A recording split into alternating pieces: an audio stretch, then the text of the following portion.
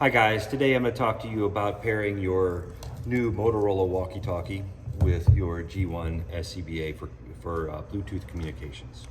In order to do that, you're going to need the SCBA that is assigned to you, the walkie-talkie that is assigned to the seat position for that SCBA, the RFID tag which is assigned to that specific walkie-talkie, as well as another RFID tag labeled Bluetooth Clear. As you can see, this walkie-talkie is 1342C and the RFID tag is 1342C. Once this process is complete, the SCBA and the walkie should remain paired and ready for use as long as there's no equipment changes, meaning the SCBA does not change or the walkie-talkie does not change for that seat position. If you send one of these out for maintenance, this whole process will have to be redone. Okay, so let's start with the walkie-talkie. We're going to make sure that the walkie-talkie is on, and then we're going to go over to the unlock button for the walkie-talkie, which is by the channel selector. We're going to make sure that the walkie-talkie is unlocked. So we're going to go to the big screen on the other side now, and we're going to go to the menu that's labeled BT, which is the one green dot. This is the Bluetooth menu. We're going to press that. First thing we're going to see is status. Okay, if your status is off, turn it on. If it's on, you don't need to do anything.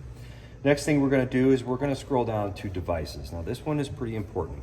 This walkie-talkie will hold, I believe, up to 10 SCBAs in its memory. We don't want that. We only want one SCBA, the SCBA that you're programming, that to be paired with this walkie. If not, the whole process becomes not automatic at that point. You'll have to go in and manually select the SCBA that you want, and we don't want that. We want to be able to turn the SCBA on and turn the walkie on and have them pair automatically. So we're going to go into that menu, and we're going to see that this one has an SCBA that's paired with it already. We're going to clear that out of there by pressing the button with two green dots. It'll ask me if I do want to clear that out. I'm going to say yes. Now it's going to say no devices paired. That's what we want. We want to start with a blank slate.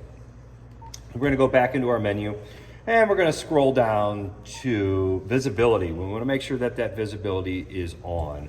So we're going to scroll over to the on button, which is the button with one green dot. We're going to press it, and it's going to say visible to all. That's exactly what we want. So at this point, we're going to go over to our SCBA, and the process for this is very similar to how you tag in with your personnel tag in the morning. So we're going to take the Bluetooth Clear tag that I said you needed. We're going to do that one first. Let's turn the SCBA on.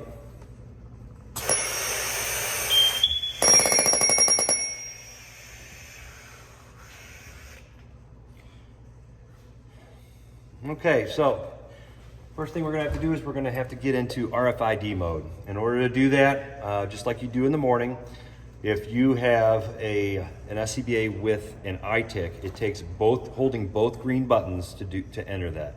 If you have an SCBA without an iTick, it only takes one green button. So this one does not have an iTick, so I'm going to press and hold one green button, and I'm going to see the blue bar that progresses across the screen. Once that bar is completely across the screen, I'll be in RFID mode, And then I can take that Bluetooth Clear tag, and I'm going to touch it to the green dot on the back plate. Okay, that clears any memory of any walkie-talkies that this air pack might have. We're going to clear them out of there.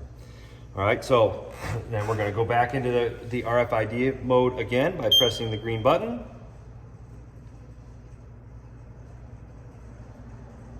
And then I'm going to take the tag which is associated with that specific radio I'm trying to pair, and I'm going to touch that to the green dot.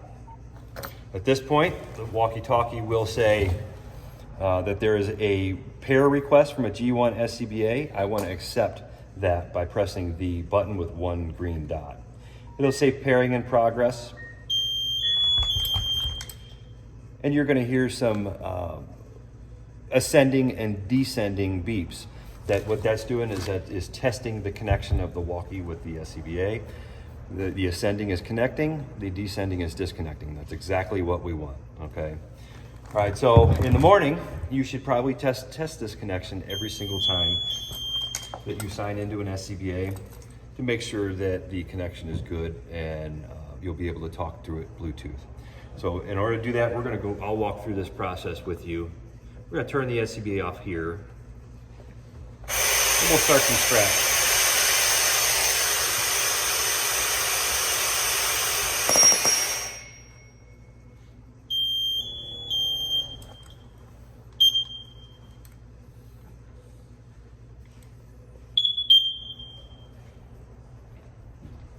Okay, so just like when you come in the morning, first thing I would do is I would turn your walkie on, check your battery, make sure you're on the right channel, and make sure your walkie's there and it's the right one for your seat position.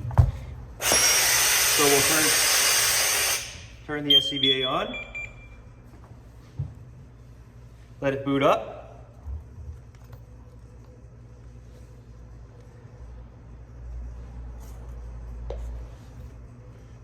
Once it's booted up, it'll take about 10 to 15 seconds and you'll hear that those ascending and descending beeps again.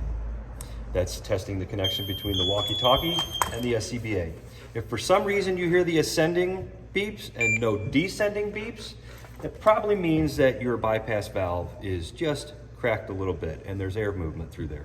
If there's air moving through the regulator, the connection's going to stay on.